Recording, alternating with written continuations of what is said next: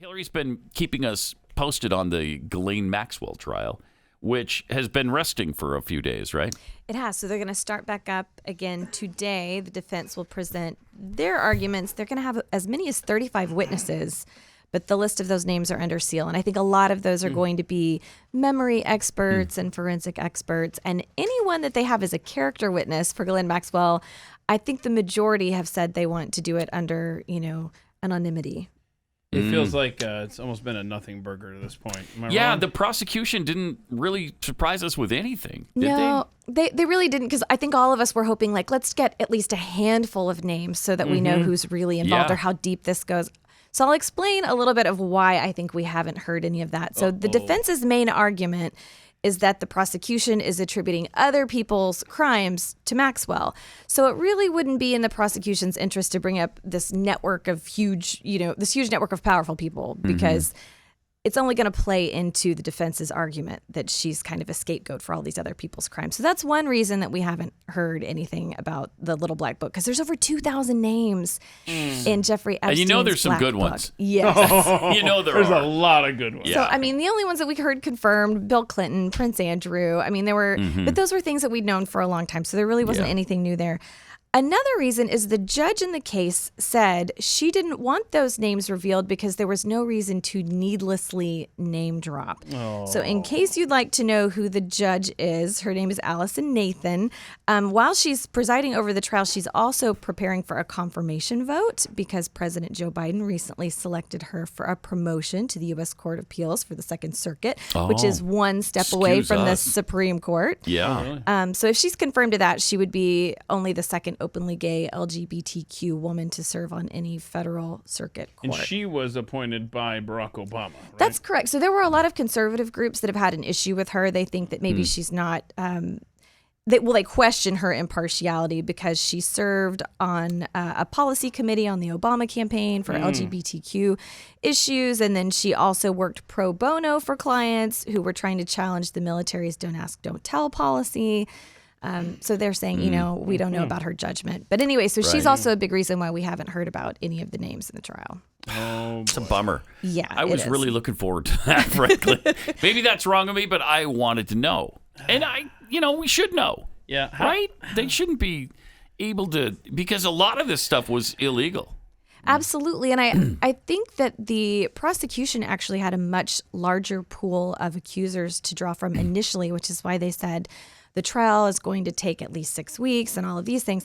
But it seems like they likely had to cut back on a lot of those accusers, probably because Epstein and Maxwell had a huge amount of leverage over some of these girls. And a lot of people are very scared and intimidated to testify. But also, the defense really went for the character assassination angle. And so they've poked a ton of holes in these girls' stories, the inconsistencies. And so they may have had a lot of accusers who they thought just weren't worth the risk. So they only put 4 on the stand. Wow. 2 of which were considered around the age of consent or were the age of consent when they were involved with Epstein. Oh, wow. But we have to remember they were trafficking a lot of these girls to his ranch in New Mexico, where the age of consent at that time, I believe, was 16 or 17. So they knew that so that they could say, well, they were of the age of consent. Wow. What about on the island? Is there a different age of consent on the island that he'd always go to? That's really interesting because they've brought up very little about the island in this trial.